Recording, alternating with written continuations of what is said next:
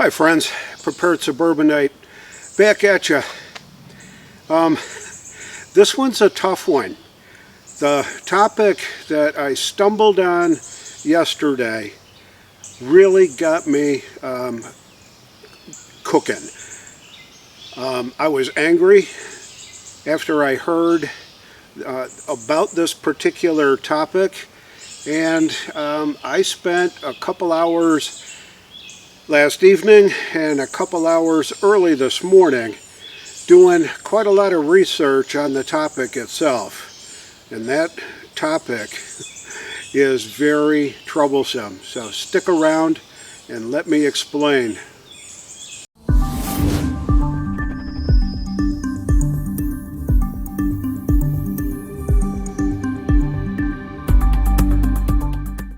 I happened to tune in to Dan Bongino's podcast on Rumble yesterday afternoon, and he did a segment on what I think is one of the most disturbing trends that's going on in our country right now. And it's called Christian Nationalism. Now, what is it, you say? Well, let me build a little bit of background here. Saul Alinsky, who wrote the book on how to be a radical, and he promulgated the rules for radicals, and depending on which version of the book and the interpretation of that book, here's what you may get. It's either number 12 or number 13, depending on where you're going. It might even be number 11. But here it is in its entirety, I believe. Pick the target, freeze it, personalize it, and polarize it. In conflict, tactics are certain rules that the organizer should always regard as universalities. One is that opposition must be singled out as the target and frozen. By this I mean that a complex, interrelated urban society, it becomes increasingly difficult to single out who is to blame for a particular evil. There is a constant and somewhat legitimate passing of the buck. In these times of urbanization, complex metropolitan governments, the complexities of major interlocked corporations, and the interlocking of political life between cities and counties and metropolitan authorities, the problem that threatens to loom more and more is that of identifying the enemy.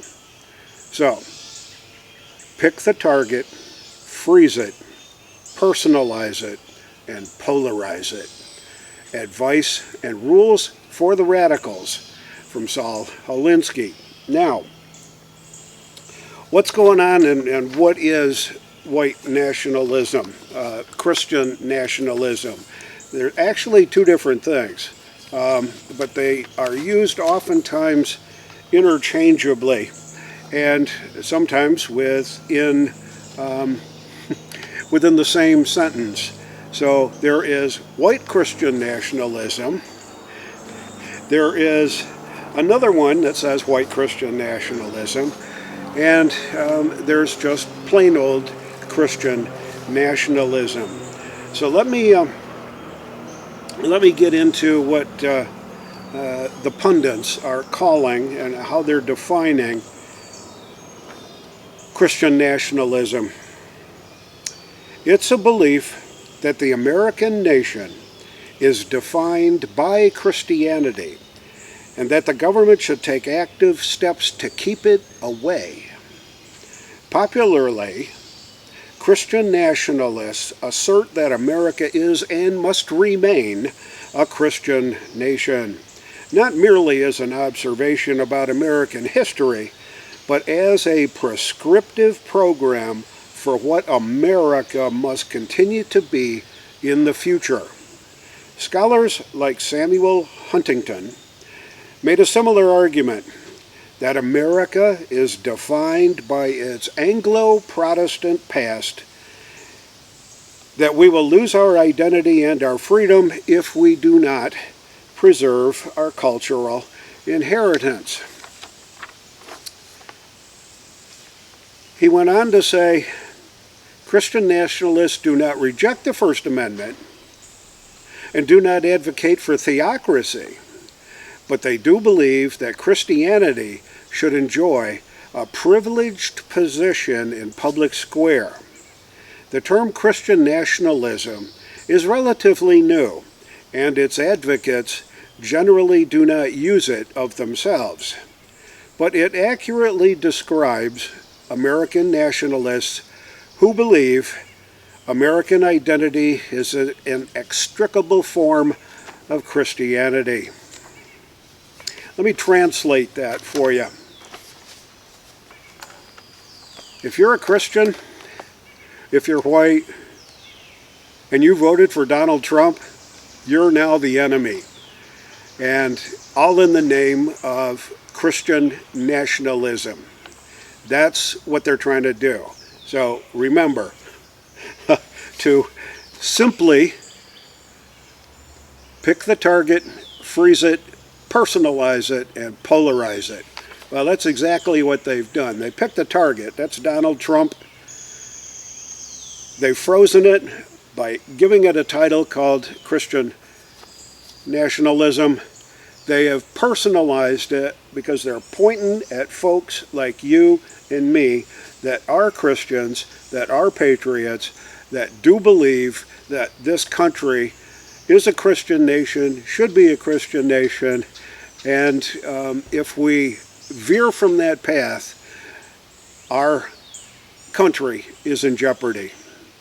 And they want to polarize it, so they want to make us the enemy, and here we are.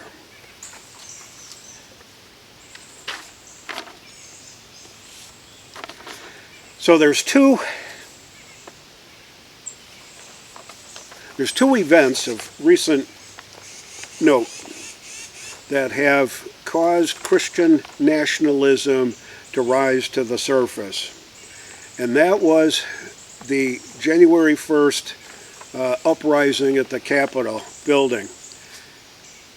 Video does show that there was a number of evangelicals that endorsed the President of the United States, and some that even endorsed his idea that the whole election was a fraud and that he lost because of the dirty dealings and all that. There may be a little bit in there, but there certainly wasn't enough to throw the election one way or the other. Joe Biden won. We're suffering through it. The Democrats are having their cake, and we're eating it too. Not saying what kind of cake it is. Time magazine did an article in May of 21, authored by Andrew Whitehead. And here's what Andy says. In order to understand what led to the deadly Capitol insurrection and the spate of proposed voting laws, that we must account for the influence of Christian nationalism, a political theology that fuses American identity with the ultra-conservative strain of Christianity. But this Christianity is something more than Orthodox Christianity of ancient creed. It is more of an ethnic Christianism. In its most extreme form, it legitimizes the types of violence we saw on January 6th and the recent flood of voting restrictions.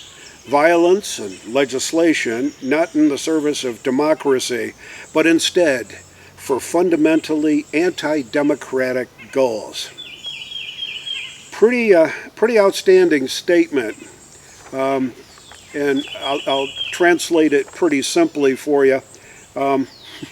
If you voted for Donald Trump, you're the enemy, and we're gonna vilify you. We're gonna make you stink. We're gonna put you in the same classification with the smelly Walmart people, the rubes, the rural folk out there in flyover country that aren't smart enough to read a newspaper or get their news anywhere else.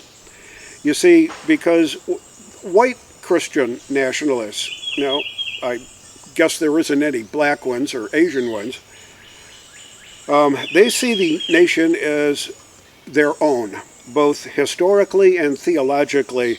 And so any presidential election that does not produce the desired result must be illegitimate. True patriots in this understanding have the right, the duty even, to take it back by force if necessary. I've been a Christian all my life. Baptized at a very young age, went through rigorous Sunday school training. I had a little badge that had perfect attendance things for like 4 or 5 years in a row while I was in elementary school, going through the Sunday school classes and all that. And I've been off and on a frequent church supporter. I served as treasurer of my former church. I have been involved in our new church. My wife was a deacon in our former church. So, yeah, we've been around. And, for all the Christians that I know and all the churches that I've been to, I really don't know any of them that would advocate violence and force to make their position known. It's a terrible, terrible thing. So if you look at some of the news articles that are floating around out there, just since the second event occurred, which was the clandestine release of a prototype Supreme Court decision on Roe versus Wade that they think is eventually going to turn over or reverse Roe versus Wade. It's not necessarily what it's going to do. It's going to return to the states their ability to do whatever they need to do with the question of abortion and abortion rights, if you can call them that. But that was the second event that brought Christian nationalism to the forefront. Recent article from East Bay Times. It's an opinion. White Christian nationalism fueled the January 6th insurrection. This version of patriotism is racist, xenophobic, patriarchal, and exclusionary. It celebrates the use of violent force. The article goes on to say, an ideology is on the march. Traces of it are detectable in a racist massacre in Buffalo, in Tucker Carlson's monologues, in Marjorie Taylor Greene's public comments. Find it again in the right's anti-abortion rhetoric, which poorly disguises demographic anxiety, or in the right's response to the school shooting in Uvalde, Texas. It shows it embracing God and guns with even greater conviction.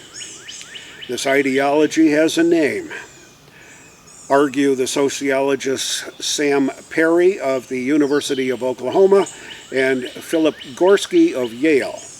Perry and Gorski call it Christian nationalism, and in their view, it represents a passing threat to democracy. The Intelligencer has an article by Sarah Jones, June 4th of this year. White Christian nationalism is a fundamental threat to democracy. To get back to Saul Alinsky's rules of radicals, these folks know how to play the game. Yeah, they've picked the target, they've frozen it, they've personalized it, and they're polarizing it. The left really likes to separate tribes.